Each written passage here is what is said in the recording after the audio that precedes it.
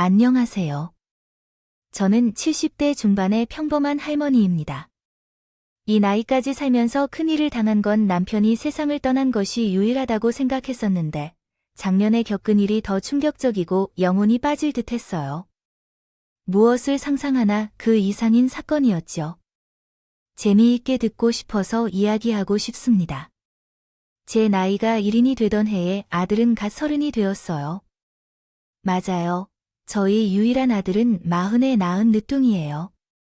남편을 여의고 홀로 키우다가 좋은 대학을 보내고 대기업에 취직하도록 도봤죠. 아들은 반항 없이 착하게 자라났습니다. 아들을 다 키워보내고 가정을 이루면서 잘 살아가는 것을 보니 기뻤습니다. 그래서요. 결혼할 생각이 없느냐고 물었을 때, 글쎄요. 그 녀석이 이미 결혼할 여자가 있다며 집으로 데려올 생각이라고 합니다. 순진한 숙모인 줄 알았는데 저 몰래 연애를 꽤 많이 한 모양입니다. 그래서 며칠 후 며느리를 맞을 생각에 만찬을 준비하고 기다렸습니다. 이윽고 아들의 손을 잡고 들어온 예비 며느리는 빛이 나는 정도로 아름다웠습니다. 며느리가 될 아가씨라서 그래요라는 말이 아니라 정말 그렇게 아름다운 아가씨는 제 인생에서 처음이었습니다. 저는 감탄사를 자아내며 어디서 이렇게 아름다운 여자를 데리고 왔느냐고 연신 말하고 있었습니다. 호들갑을 떨었습니다. 며느리는 외모만큼이나 성격도 참하고 예뻤어요. 트집 잡을 게 하나 없을 만큼 예에 바르고 말 한마디를 해도 참 예쁘게 하더라고요. 이런 며느리를 반대할 이유가 전혀 없었기 때문에 저는 몇 번 보고 나서 바로 상견례를 잡자고 말했습니다. 사돈 내외는 저보다 한참 젊고 며느리와 닮아서 성품이 훌륭해 보였어요. 저희는 기분 좋은 대화를 나누며 아이들의 신혼집과 혼수를 적당히 하기로 말을 마쳤습니다.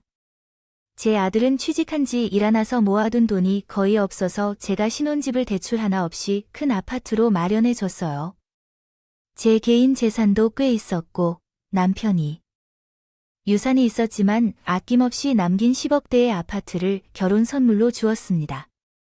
결혼 이후에 아들과 며느리는 둘이서 행복하게 잘 지내고 있었지만 저를 거의 보러 오지 않았어요.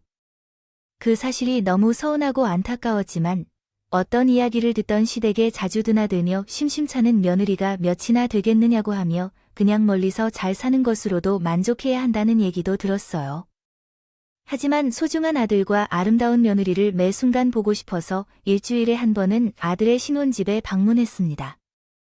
자식들의 얼굴을 보는 잠깐의 시간이 나를 행복하게 했고 며느리가 어떻게 생각하든지 제 욕심을 추구했어요. 다행히 며느리가 제가 신혼집에 자주 오는 것을 좋아해 주어서 자주 놀러 가게 되었고 그곳에서 몇 달 동안 즐겁게 시간을 보내고 있었습니다. 그런데 기쁜 소식이 하나 더 생겼습니다. 며느리가 임신 소식을 알리더라고 하더라고요. 저는 손주를 볼 생각에 너무 기뻐서 그 자리에서 춤을 덩실덩실 췄습니다. 그리고 사랑스러운 며느리를 끌어안으며 고맙다는 말을 연발했어요. 며느라, 고맙다. 정말 고마워. 이제 곧 손주를 만나게 되는구나. 너를 닮은 아이라면 분명 예쁘고 고운 아이가 태어날 거야. 손자를 만나러 오다니 너무 기대하지 않았는데 정말 기뻐요. 어머님도 참으로 말이에요. 결혼하면 아이를 가지는 게 당연한 일인데 무엇이 이렇게 감사한 건지요? 제가 며느리로서 해야 할 일이니 당연하게 받아주세요. 그렇지만 너무나 고맙습니다. 앞으로 얼마나 더 살지는 모르겠지만 손주를 보고 떠날 테니 여기서 이별하겠습니다. 제품에 안긴 며느리가 이렇게 감사하면 선물을 달라고 하더군요. 조금 어색하긴 했지만 무슨 소린가 들어보니 이상하게 설득되더라고요. 어머님, 제 친구들은 나이를 들면서 시댁에서 돈도 받고 외제차도 선물로 받았다고 하더라고요. 어머님, 제게도 선물 같은 거 해주시면 안 될까요? 아니에요. 전혀. 헛소리를 했어요. 듣지 않더라도 부탁합니다. 선물이요. 요즘은 모두 자녀를 낳으면 큰 선물을 받는다고 했죠. 하지만 그것을 생각하지 않았네요. 와우, 어머님. 신세대시네요. 보수적인 분이면 제 말을 이해하지 못하실 겁니다만 당신은 훌륭한 인품을 가지셨어요. 제가 기쁨과 환희를 느끼고 있어요. 며느리의 말이 전혀 불쾌하지 않았어요. 그래서 받고 싶은 선물은 무엇인지 다 말해보라고 했어요. 며느리, 나는 할 수 없는 게 뭐가 있겠어요? 너처럼 아름답고 사랑스러운 아이를 며느리로 얻었는데 내 손주까지 가졌는데 돈을 아끼는 미친놈이 어떻게 할 수 있겠어요? 사고 싶은 게 있으면 말해라. 이씨 어미가 다 해줄 테니까. 제 나이에 손주 소식을 듣는 분들이라면 아마간이고 콩팥이고 다 빼줘도 아깝지 않을 만큼 기뻐할 것입니다. 어쨌든 제가 모든 걸 다 해주겠다고 하자 며느리가 현금으로 1억을 달라고 하는 거예요. 요즘 며느리들 사이에서 유행인데 이 손주를 낳아주면 시댁에서 억소리가 나는 돈을 준다는 겁니다. 조금 당황스럽긴 하지만 제가 살아봐야 얼마나 살겠어 하는 마음으로 제가 가진 돈 1억을 며느리에게 제대로 입금해줬어요. 그리고 이듬해 며느리가 매우 건강하고 귀여운 손자를 출산했어요. 제 품의 손자를 안아보니 세상의 모든 것을 다 갖는 기분이었습니다. 아들이 태어날 때보다 훨씬 더 행복하고 기쁘더군요. 그래서 저는 손자를 위해 오래 살기로 결심했습니다. 건강하게 자라는 것을 지켜보고 성장하여 훌륭한 청년이 되는 것을 보며요. 하늘이 허락한다면 손자가 결혼하고 잘 살아가는 것까지도 다 지켜보고 떠날 준비를 하고 있습니다. 이제 행복한 순간만이 남았습니다. 매일 아침 눈을 뜨는 것만으로도 축복으로 느껴집니다. 며느리가 육아를 어려워해서 저는 대부분의 시간을 손자를 키우는데 헌신했습니다. 그러다가 며느리는 손자를 저에게 맡기며 미안해하였는데 오히려 손자를 보내줘서 너무나 좋았습니다. 그렇게 2해가 지나가는 동안 저와 손자가 함께한 시간들은 소중한 기억이 되었습니다. 행복은 그대로 유지되어 더할 나위가 없었습니다. 그러던 어느 주말에 손자를 안고 마트에 갔어요. 아들과 며느리가 좋아하는 반찬을 만들어주려고 재료를 바리바리 사서 유모차를 끌며 집으로 돌아가던 길에 며느리의 모습이 보였습니다. 친구들과 카페 테라스에서 커피를 마시고 있었는데 담배를 피우고 있었습니다. 그 장면을 보고 경악한 저는 이배를 틀어막고 몸을 감췄어요. 애기 엄마이자 다나하고 예쁜 며느리가 담배를 피는 걸 봤으니 충격을 받았죠. 몰래 계속 엿보고 있었는데요. 며느리와 친구들은 줄담배를 피우며 걸걸한 욕을 섞어가며 이야기를 나눠주고 있었습니다.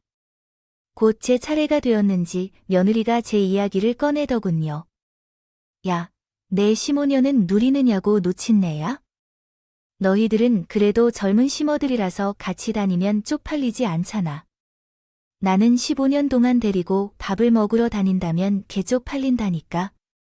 주름이 자글자글한 얼굴 보면 속으로 쌍욕이 절로 나온다고. 십담한 개박처럼 생긴 내 아들을 보면 뽀뽀하는 걸 보면 주둥아리를 때리고 싶다니까. 지금도 생각만 해도 소름 끼친다. 그래도 너는 아들을 낳았다고 1억이나 줬다면 그 정도면 A급 시모 아니냐? 우리 시모는 꼴랑 1,000만 원을 줬다는데. 놀고 있었더니 돈도 그냥 없어졌어요. 너 100만 원이면 부럽다고 생각하나 봐. 난 돈 받을 때는 기쁘더니 그런데 돈 좀 줄 때마다 계속 찾아와서 15살 아들한테 맡긴다니까 찝찝하고 죽겠어요. 친정엄마가 키워주겠다 했더니 15살이 욕심부리니까 죽을라고 애를 키우고 있다고 하더라고요. 아이들은 가장 많이 보는 사람 닮는다고 하잖아요. 내 아들이 15살처럼 어떻게 크면 어쩌죠? 짜증나. 시댁이 좀 먼데 좋을 것 같아요. 그동안 못 만났던 며느리의 진짜 모습을 보니 충격이 꽤 컸어요. 게다가 제가 어떻게 생각하는지 직접 물어봤더니 마음이 무너지네요. 내렸어요. 못나고 쭈글거리는 노인이자 손자를 떼어내고 싶은 존재라고 하니 몹시 기분이 좋지 않더라고요. 하지만 며느리가 뒤에서 무슨 이야기를 하든 신경 쓰지 않기로 했습니다. 며느리는 아들을 낳았다고 벼슬이라고 알아들었는데 갈수록 더 심하게 노더군요. 그동안 참아왔던 친구들과 놀아야 한다며 아들이 퇴근해 집에 가도 밥을 얻어먹지 못했다고 합니다. 매일 술에 취해 들어와서 꼬장을 부린다고 하더라고요. 아들은 산후 우울증이 생겨서 그런 거라며 저에게는 모르는 척하라고 하더군요. 그런데 며느리의 같은 행동이 석 달이 지나도 계속된다고 합니다. 술 취해서 정신을 못 차리고 있어요. 잠만 퍼질러 자는 날이 일주일에 3번 이상이었고 친구들과 카페에서 만나줄 담배를 피우며 실행을 욕하는 것도 여러 번 목격했습니다. 그래서 저는 더는 참지 못하고 따끔하게 한마디를 해야겠다고 판단했습니다. 산후 우울증은 핑계일 뿐이고 그냥 자기가 하고 싶은 대로 사는 거로만 보였기 때문에 며느리를 따로 제 집에 불러서 훈계를 시작했습니다. 며느라, 내가 이번간 널 쭉 지켜봤는데 너 좀 심하단 것을 알았어. 매일 인사도 못할 정도로 술을 마시는 건 좀 너무하지 않니?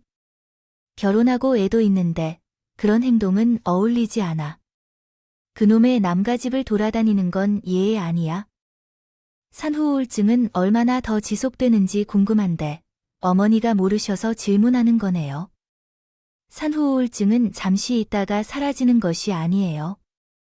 집에 들어오면 숨이 막혀서 죽을 것 같다고 해요. 제대로 해결해주지 못하면 평생 트라우마로 남을 수 있다고 의사 선생님이 말씀하셨어요. 제 생각에는 이미 나아진 것 같은데, 아니, 산후우울증은 없었던 것 같았나요? 너와 친구들이 만나면서 실천 욕만 하면서 출장비를 막 푸는 것도 여러 번 봤어. 욕도 잘하고, 담배도 잘 피는데, 그런 친구가 우울증이라는 건 좀 어색하지 않나? 난 지난 일은 모두 묶어둘 테니 이제는 제대로 마음 차리고, 앞으로는 친구들 만나서 해보는 게 좋을 것 같다. 시어머니들 욕하는 짓도 그만해. 그런 행동을 남들이 보면 좋지 않아. 너희 아들의 엄마니까 그런 모임은 좀 차지하라고 하네요. 그러자 며느리는 그동안 자기를 훔쳐본 거냐며 소스라치게 놀라더라고요. 어머님, 소름이 돋았어요. 여태껏 제가 훔쳐본 건 아닌데요. 저야말로 기분이 그러네요. 그리고 어머니, 요즘 세상의 술과 담배가 어떻다고 훈계를 하시네요. 아이 엄마가 담배를 피우고 술을 마셔도 되나요? 제가 알아듣게 좋은 말로 했더니 지금 나한테 따지시는 거냐고. 아이 엄마가 몸에 해롭다는 걸 하지 말아야 하는 건 당연한 일이죠. 내가 하는 건 도덕적으로 잘못되었고 건강에도 치명적이에요. 아, 진짜 짜증나네요. 꼰대 같다고 생각하신 건 아니시죠? 어머님, 제 삶은 제 마음대로 살 거니까 제게 잘 지내달라는 대로 살지 말아주세요. 알아요. 어머님은 냄새가 나면 씻고 다니셔야 합니다. 내 아들이 어머님의 누린내를 늘 맡아가며 잘해준다고 생각하니까 제가 화내는 거죠. 며느리가 이런 말을 하면서 충격을 주었는데 몇 번 숨을 쉬어넣고 너 지금 다 말한 거야? 라며 시어머니가 그따위로 말하라고 배웠다는데. 그러자 며느리는 입꼬리를 올려 말했어요. 아이, 꼰대 말이 맞네. 이런 식으로 자라다 보니 늙네요. 빨리 죽으라는 말이 나오지. 아, 귀신은 뭐하나. 이런 늙어 빠진 년을 안 데려가고 말이야. 뭐라고, 지금 시험이더라고 빨리 죽으라고 한 거냐? 너 생각보다 더 심각한 애구나. 안 되겠다. 그 더러운 성질 머리를 뜯어 꽂혀주마. 화가 머리 꼭대기까지 솟은 저는 바로 며느리의 따귀를 세게 날려버렸습니다. 제가 손끝이 야무지고 힘이 좋아서 한 방에 며느리를 쓰러뜨렸죠. 그러자 며느리가 패악질을 하며 저에게 왜 때리냐고 따지더군요. 그래서 한 번 더 있는 힘껏 귓방망이를 날렸어요. 어찌나 세게 들어갔는지 며느리는 휘청거리다가 뒤로 넘어갔답니다. 저는 며느리를 내려다보며 말했어요. 다시 한 번 말해봐라. 친구들과 떠들던 대로 똑같이 따라 말해보라고. 빨리 죽으라고 말해보라는 거야? 내가 무슨 잘못을 했기에 때리세요? 가만히 있지 않을 겁니다. 어머님을 고소하겠다고요. 그래, 해봐봐. 난 너의 정체를 제대로 파헤치고 내 아들과 이혼시키겠어. 누가 승자인지부터 보자고. 며느리는 저에게 따끔하게 손을 들었고 머리를 흔들며 제 집을 나갔습니다. 그 후 제가 바로 아들에게 전화를 걸어서 며느리가 어떤 여자인지 상세하게 설명해줬어요. 아들은 잠시 생각할 시간을 달라고 전화를 끊었습니다. 아무래도 자기 엄마에 대해서 함부로 말할 수 없으니 고민하고 있는 것 같았어요. 그런데 다음 날 아들은 전화 대신 제 집으로 찾아왔습니다. 혼자가 아니라 며느리를 데리고 왔죠. 무슨 말을 하려는지 일단 들어보기로 했습니다. 그런데 제 예상과는 완전히 다른 말을 시작했습니다. 아들이 한숨을 쉬며 저에게 볼멘 소리를 했어요. 엄마, 왜 거짓말을 하고 그러세요?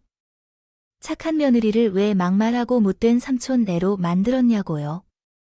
이 사람한테 다 들었어요. 어제 손자 보는 게 힘들다면서 제철을 교육시키면서 따기까지 날렸다면서요.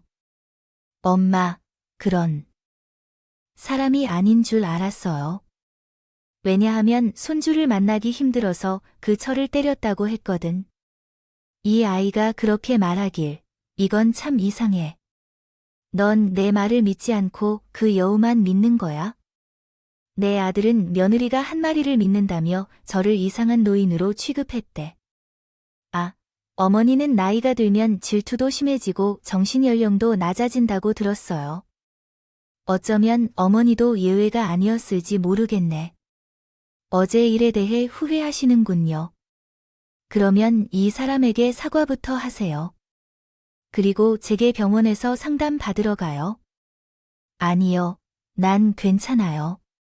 그 여우년이 내게 늙으면 빨리 죽어야 한다면서 대들었단다고.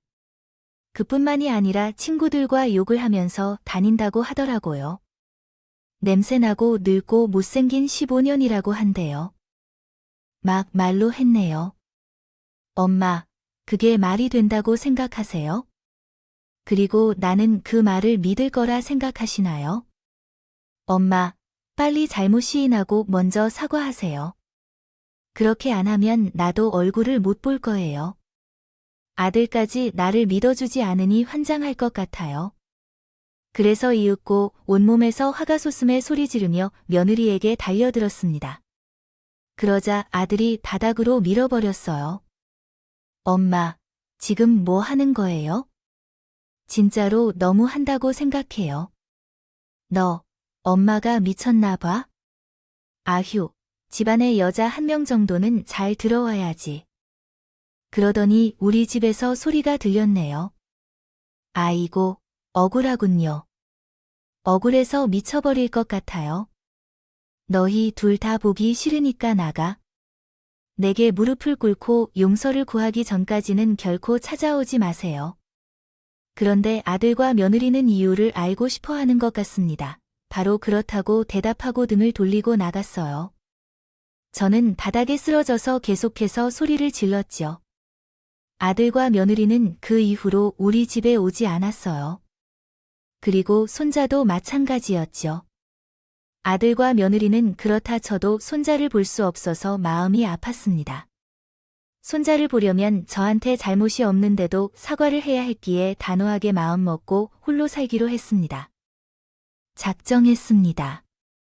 나이든 시모한테 패륜적인 막말을 하는 며느리와 그년의 편을 들며 엄마의 말을 믿지 않는 아들. 필요 없겠다 싶었습니다. 무자식 상팔자라는 말을 가슴에 새기며 혼자 살기로 결심했네요. 손자 녀석이 눈에 아른거리긴 했지만 몇 달이 지나니 조금씩 잊혀졌습니다. 아들내미는 제와 완전히 연을 끊을 생각이었는지 연락도 한 통 없더라고 해요. 제가 인생을 헛살아도 한참 헛살았나 봅니다. 아들내미는 제가 그립지도 않은 것 같았습니다. 그렇게 3년이라는 세월이 흐르는 동안 저는 혼자 살았어요. 노인정 친구들을 만나는 것을 빼고는 나머지 시간은 혼자서 보냈습니다. 제 취미는 텔레비전을 보는 것과 유튜브 사연 채널인 이곳에 자주 들어와 이야기를 듣는 것이었어요. 여기에도 제와 비슷한 사람들이 몇 명 있는 것 같아서 조금은 위로가 되었어요. 그렇게 1년이 지난 후 아들과 며느리 그리고 손자가 예고 없이 제 집을 찾아왔습니다. 사실 속으로는 많이 자란 손자의 얼굴을 보고 기뻤지만 겉으로는 아무런 내색을 하지 않았어요. 우리가 이렇게 서로 얼굴을 마주하고 이야기할 때는 조금 어색한 것 같았지만 엄마 잘 지냈어요. 몇 번이고 찾아오려고 했지만 타이밍을 놓쳐서 이제야 찾아왔다고 해요. 난 아직 너희들을 받아들일 마음이 없어. 나한테 큰 소리를 뻥뻥 치고 3년 동안 찾아오지 않았는데 무슨 이유로 옮기고 그렇게 조용한 거야? 안 본 사이에 철이 든 거니 아니면 조신한 척을 연기하고 있는 거야? 며느리는 순한 양의 연기를 했던 거니? 계속해서 고개를 숙이고 있었어. 내가 그때처럼 똑같이 해보라고 소리쳐봐도 가만히 서서 꿀먹은 벙어리처럼 있었더군. 그러자 아들이 지난 일은 그냥 다 묻고 앞으로 잘 지내바라며 무릎을 꿇고 빌었어. 내가 며느리가 한 짓을 또 얘기해봤자 믿을 만하진 않았고 과거 일을 계속 털어놓으면 난 혼자서 그렇게 될 거야. 치매가 올 것 같으신 노부부가 길게 한숨을 쉬며 저를 찾아와서 자녀들을 맞이해 주었습니다. 하지만 그의 방문 목적은 다름 아닌 돈 때문이었습니다. 어머니께서는 저희 집을 무리하게 대출을 받아서 주식에 투자한 사람 때문에 다 날려버리셨다는군요. 며칠 전에 집이 경매로 넘어가서 처가 집에 머물러 계시다고 합니다. 어머니, 죄송합니다만 우리 집을 도와주실 수 있을까요? 지금은 제가 살 곳이 없어서 돈을 갈취하려고 찾아온 것이 아닌가 싶습니다. 제가 그리워서 온 것이 아니라 정말 가지가지하네요. 3년 만에 나타나서 집을 사오라고 해요. 너희들이 내게 떡이라도 줄 거라고 믿었느냐? 그것은 어림도 없는 이야기다. 나는 너희들과의 인연을 끊었다. 내게는 자식이 없다는 말이야. 엄마, 왜 또 그런 말씀을 하시는 건가요? 천륜을 어떻게 끊겠어요? 우리는 서로 진심으로 만나고 싶고 그리워하고 있어요. 더구나 손자가 매일 엄마를 찾고 있다고요. 저는 화가 가득 찼지만 손자의 얼굴을 보니 모르게 화가 가라앉았어요. 작은 입술로 할머니라고 손자가 불러서 마음이 아팠어요. 일은 벌어졌고 열흘 동안 생각해도 해결책이 나오지 않아 더 이상 화를 내기로 한 일이 없도록 하겠습니다. 손자를 울리고 싶지 않아서 조심스럽게 이야기하려 했던 내 대사들이기 때문입니다. 그래서 전 조건을 걸고 집을 사주겠다고 말씀했습니다. 너희들에게서 살 집이 없다는 것은 이거지. 아들, 너는 모은 돈까지 다 날려버렸고. 그러니 내 집에서 2년 동안 같이 살자. 그때쯤 되면 너도 돈이 좀 모일 테니까 내가 절반 보태줘서 마련하도록 해. 나도 많이 가진 게 아니니까 이런 제안을 하는 것이다. 싫으면 그냥 나가고, 아들, 내 다른 자손은 나와 인연을 지내며 다른 집에 살게 할 생각이었다. 상황상으로 이익일 것이라고 판단해 내 조건을 받아들일 것이라고 하더군요. 그러므로 나는 손자와 함께 살 수 있었습니다. 아들과 며느리에게는 화가 풀리지 않아 대화를 최소한으로 하며 어색하게 지내야 했죠. 그렇게요. 손자와 오붓한 시간을 보내려고 합가를 제안한 거였어요. 그런데 몇 주 후에 며느리가 말도 안 되는 부탁을 했어요. 어머님, 요즘 애들은 교육이 빠른 거 아시잖아요. 그래서 말인데 어머님께 현빈이를 영어 유치원에 보내주시면 안 될까요? 이제 4살 된 애를 영어 유치원에 보내자고? 예, 아직 우리말도 제대로 못 쓰는 애를 영어 유치원에 보내는 게 말이 되냐고요. 그건 어머님이 몰라서 하는 말이에요. 한글 잘 모르는 때 시작해야 영어를 제대로 배운다고 해요. 어머님, 저희는 나중에 현빈이를 유학 보낼 생각이에요. 누구보다 잘나고 훌륭하게 키우고. 언니, 지금부터 준비해야 할 것 같아요. 현빈이보다 1살 어린 아이들도 영어 유치원에 다닌다고 하더라고요. 세상이 어째 그렇게 변한 거죠. 저는 그냥 우리 손자가 건강하게 잘 놀면서 자랐으면 좋겠는데, 엄마님, 무엇보다 현빈이가 영어 유치원에 가고 싶어 해요. 믿기 어렵다면 직접 물어봐요. 그래서 전 손자에게 영어 유치원에 가고 싶냐고 물어봤더니 조망만한 녀석이 고개를 끄덕이며 망설이지 않고 웃었어요. 이러니 제가 가만히 있을 수 없겠죠. 천사 같은 손자가 배우고 싶다고 한다면 맞고 맡기란 말도 안 된다고 생각했어요. 그래서 결국 비싼 돈을 들여야겠죠. 손자를 영어 유치원에 보내야 했습니다. 그러나 오랜 시간을 투자한 끝에 아침과 저녁에만 손자를 만날 수 있게 되어 매우 아쉬웠습니다. 제 마음대로라면 24시간씩 붙어 있고 싶었지만 그렇지 못했어요. 손자가 없는 시간에는 낡은 친구랑 노인정을 가기도 하고 시장을 구경하기도 했습니다. 혼자 살 때보다 입이 늘어난 것 같아서 시장에 2일에 한 번 방문하게 되었죠. 한편으로는 며느리가 변한 줄 알았지만 그저 여전했어요. 담배를 도려내는 냄새가 입에서 났고 밖으로 나가 놀러 다니던 모습이 어색했습니다. 같이 사는 동안에는 보름이 지날 때까지는 그저 내버려 두었었는데 앞으로는 제 집에서 살아가기 위해서는 규칙을 지켜야 한다고 알려주셨습니다. 그렇다고 해도 내가 집에서 사는 동안만이라도 내가 저녁상을 차리고 청소도 해주면 되겠지. 그 정도는 내 집에서 함께 살면서 할 수 있을 거니까. 하지만 이제 너가 하고 싶은 대로 살고 싶다면 여기서 나가야 할 거야. 여기서 살려면 가정일을 도와야 한다는 것이야. 왜냐하면 내 남편이 가사 돕는 사람이 있어서 아무것도 몰라. 또한 집안을 관리하면 몸매가 망가진다고 하니까. 나는 항상 남편에게만 멋진 여자로 보이고 싶다는데 그래서 살림 관리는 전적으로 내게 맡긴다고 해야겠다.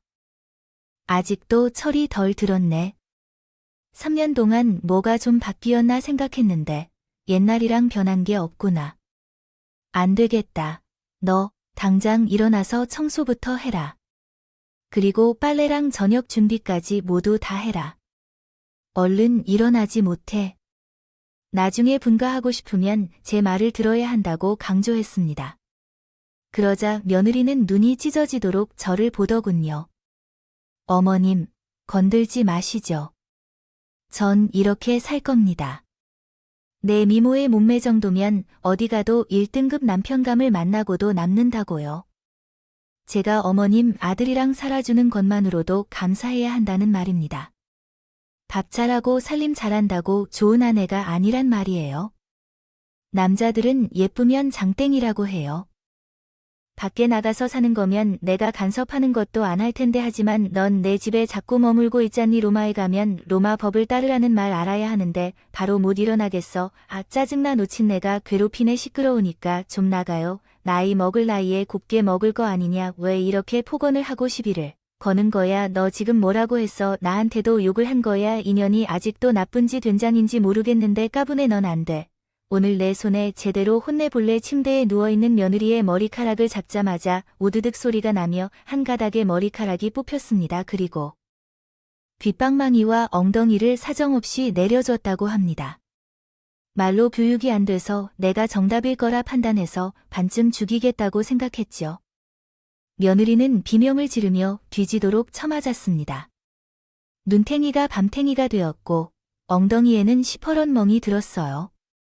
복날 개 잡듯이 패주자 며느리는 아무 말도 하지 못하고 조용히 집안 살림을 시작했습니다.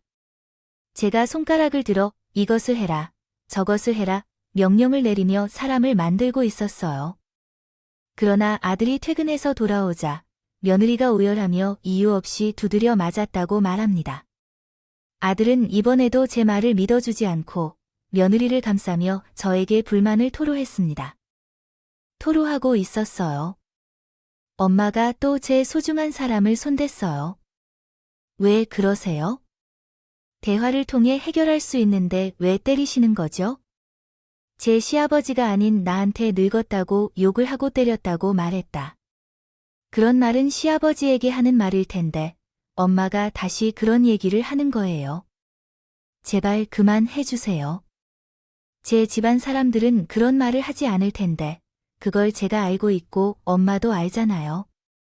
무슨 이유에서 제가 미워하는 건지는 모르겠지만 거짓말 그만하고 책임 있게 대해 주세요. 좋은 대가 당신을 받아들일 것이라고 했으니 조용히 지내자고요. 하지만 다시 엄마의 말을 믿지 못하겠다는 것이 다시 심드렁해요. 아이쿠, 엄마가 이러다 정신을 놓겠네요. 우리가 얹어 살았기 때문에요. 참을 수 없던 상황에 어쩔 수 없이 한순간 화가 폭발했다. 이번이 마지막 경고다.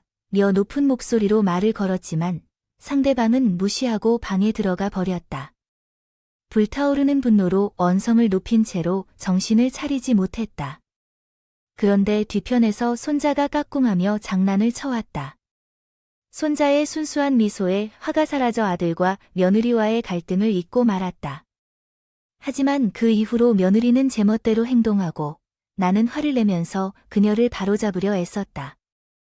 혼으로 교정을 시도하며 가르치려 했지만 그녀는 전혀 말을 듣지 않았다.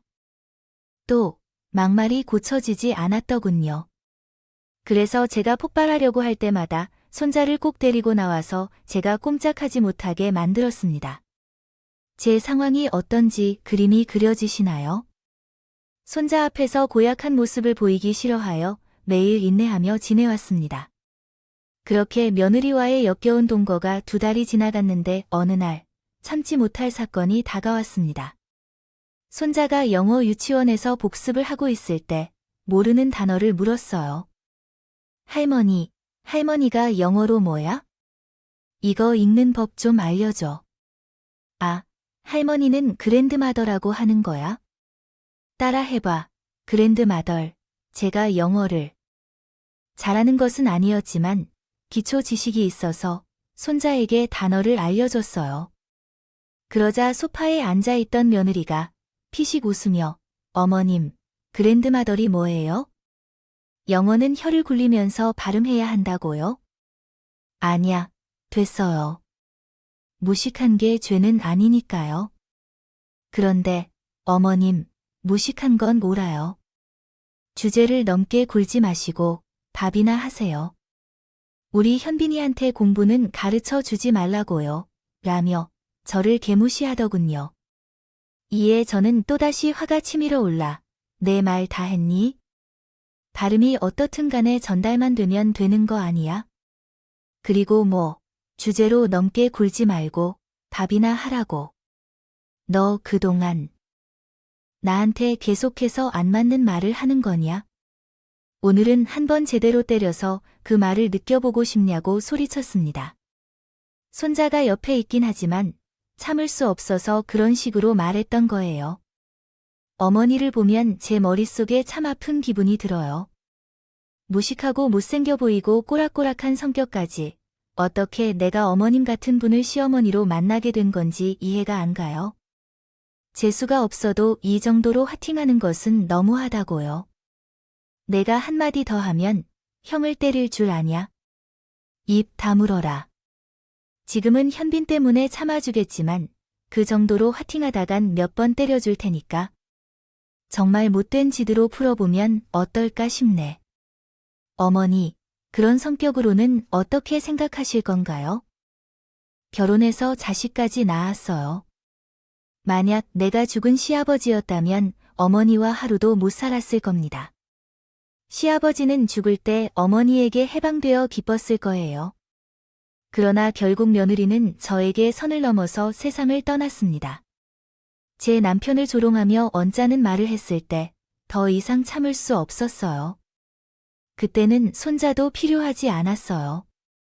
모든 가족들이 저와 연을 끊어도 괜찮다고 생각했습니다. 그래서 오늘 며느리의 년을 쳐주기로 결심했습니다.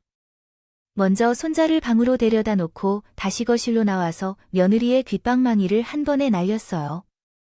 이후 바닥에 쓰러진 며느리 위에 올라타서 양주잔을 번갈아 가면서 얼굴을 후려쳤습니다. 얼마나 분노했는지 제 주먹도 아프게 느껴졌습니다. 모르고 계속 주먹을 치고 있네요. 어머니, 이게 뭐 하는 짓이에요? 그만해주세요. 아프잖아요. 죽겠다니까. 미친 놈 있네요. 내가 틀린 말했어요. 당신 같은 꼬장꼬장한 사람은 할머니를 데리고 산 시아버지가 불쌍하다고 이 거렁뱅이 놓친 너야. 당장 떨어져. 그래. 마음대로 짓거려라. 오늘 내년에게 처형을 당하러 교도소에 가서 말뚝에 박힐 거다. 이 똥민에 튀겨주길. 이년아. 저는 퍽퍽한 소리를 내면서 며느리를 계속해서 응징했습니다. 그런데 잠시 후 현관문이 열리며 제 아들이 들어왔어요. 아들은 깜짝 놀란 얼굴로 다급하게 저희에게로 와서 말했어요. 엄마, 그만하세요. 이러다 사람 잡힐 거예요. 이 내용의 한국어 문법을 수정하여 다음과 같이 다시 작성하겠습니다. 나와 너도 똑같아. 이 어미 말은 죽어도 들어주지 않고 여우 같은 여자한테 홀려서 헛소리만 남발하는 거 질렸다고. 오늘부로 너와 내 아내, 그리고 내 아들까지도 다 인연을 끊겠다. 다들 내 집에서 꺼져라. 그리고 다시 며느리의 면상을 갈고 있었는데 아들이 제 손목을 잡았고 나를 힘으로 일으켜 세웠다. 집안애가 떨어지는 걸 보기 싫은지 저를 멀리 밀어냈다. 어차피 인연을 끊기로 마음먹은 거면 이판사판이다 싶어 아들의 따귀를 세게 날렸다. 그러자 아들이 정장을 벗어던지고 두 주먹을 쥐었다. 이 녀석이 엄마인 나를 공격할 생각이었던 것 같다. 나쁘게 행동하면서라 생각하고 아들의 뺨을 강하게 쳤어요. 머리를 돌린 아들은 주먹을 내밀었습니다. 이때 아들이 아닌 며느리에게 맞췄는데 자빠진 며느리의 배에 올라타서 두꺼운 양손으로 여러 번 싸대기를 날리며 소리쳤습니다. 이 머저리 같은 년아, 민현이가 내 엄마한테 그따위 막말을 하고 엄마가 치매에 걸렸다고 헛소리를 하는 거야. 쓰레기 같은 년아, 지금까지 내 엄마를 상처 주는 죄를 내가 다 받게 될 거야. 저를 공격하려 했지만 아들은 어떻게 이해했는지 며느리의 본질을 파악하고 진정 교육을 시작했습니다. 결국 알게 된 것은 제 손자가 아들의 아내인 것이었습니다. 이런 그런 말을 다 했나 봅니다. 방에서 몰래 엿들은 말들을 일러 바친 겁니다. 며느리가 저에게 늙어 빠진 년, 곱게 나이를 처먹지, 늙으면 죽어야지 등등의 막말을 손자가 귀로 다 듣고 남편에게 그게 무슨 뜻이냐고 물었습니다. 그래서 아들은 뭔가 심상치 않다는 생각에 거실에 소형 CCTV를 설치했다는군요. 일주일 동안 녹화된 영상을 하나하나 살펴봤더니 며느리가 저에게 막말하는 것을 모두 믿을 수밖에 없었습니다. 그동안 제 말을 믿어주지 못해 죄송하다고 울먹였어요. 그런데 CCTV에 걸린 것은 이렇다고 하니 어떻게 이어질지 궁금하군요. 며느리의 막말만이 아니었답니다. 제가 없는 사이에 며느리가 여러 남자들과 애정이 깃든 전화 통화를 했다는 걸 알게 되었어요. 그래서 아들은 진작부터 이혼할 마음을 품고 있었고 증거를 수집하기 위해 매일 새벽에 며느리의 핸드폰 비밀번호를 얻기 위해 노력했다네요. 결국 사흘 만에 비밀번호를 풀게 되었고 그 안에 있는 통화 목록과 지저분한 카톡 대화와 더러운 사진들을 입수하게 되었죠. 그래서 변호사를 만나 이혼 소장을 쓰고 오는 길이라고 하더군요. 저는 며느리가 최악인 건 알고 있었지만 바람까지 피우고 있는 건 몰랐기 때문에 많이 놀랐습니다. 아들은 모든 분노를 폭발시키며 며느리를 죽이다고 하니 어떻게 할지 몰랐어요. 살려달라고 비는데도 멈출 생각이 없는 것 같았습니다. 그래서 저는 가만히 구경하고 있었습니다. 그런 여자는 바지에 오줌과 뿔을 흘리면서 맞는데도 오직하다는 걸로 알게 된 것이죠. 며느리는 비명을 지르다가 고소리를 내며 진짜로 똥을 지렸습니다. 전 놀랐지만 냄새를 맡고 나서야 알게 된 거예요. 아들은 거의 초주검으로 만들어주고 참교육을 시켰어요. 씩씩한 숨을 들이마시다가 며느리를 현관문 쪽으로 끌고 가셨죠. 그러자 바닥에 길게 끌려나오는 똥들이 길이 새겨졌어요. 며느리는 자신이 한 모든 일이 들통나자 어떤 변명도 하지 않고 아들의 다리를 붙잡고 이혼만은 하지 말라고 애원했습니다. 자신은 아들에게 버림당하면 갈 곳이 없고 제 손자 없이는 못 산다며 말했고 빌고 또 빌었습니다. 그러나 아들은 며느리의 추악한 모습을 목격하여 어떤 말로도 설득되지 않았습니다. 그 결과 며느리는 집에서 쫓겨났는데 냄새가 나서 어디로 갔는지는 모르겠지만 한참 동안 현관문을 두드리다가 사라졌습니다. 아들은 저에게 다가와 무릎을 꿇고 내 말을 믿어주지 않았던 것과 함부로 말했던 것에 대해 깊이 뉘우치고 있다며 사과했습니다. 눈물을 흘리며 자기 뺨을 사정없이 때리면서요. 갈구면서 말이에요. 엄마, 나 같은 건 아들 자격이 없어요. 3년 전에 마누라라는 여자가 엄마에 대해 함부로 말한 것을 믿지 않고 엄마와 연락을 끊고 지낸 것이 몸서리칠 정도로 후회돼요. 엄마 집에 들어와서도 끝까지 마누라만 믿어줬어요. 엄마는 진실만을 말씀하셨는데 제가 귀담아들지 않았어요. 엄마 화가 풀릴 때까지 저를 때리셔도 달게 받을게 해요. 대신 저를 버리지는 말아주세요. 이 불효자에게 아들 역할을 할 기회를 주세요.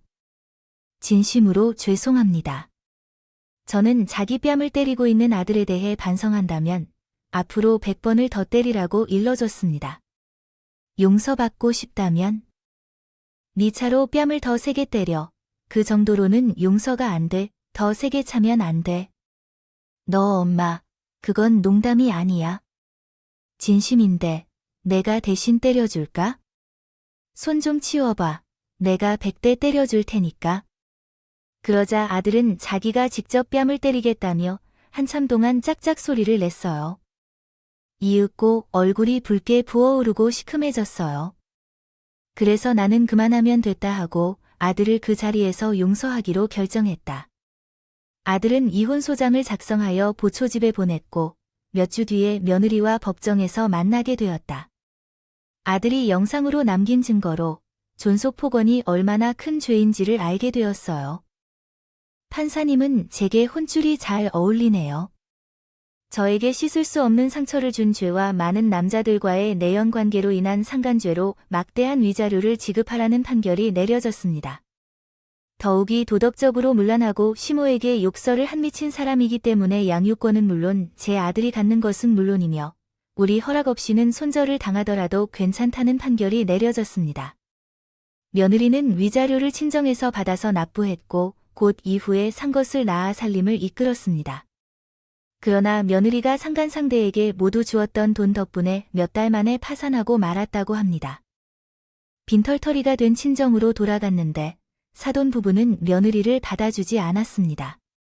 동네에서 창피한 일은 물론이고 많은 재산을 잃게 되어 손절하기로 했다네요.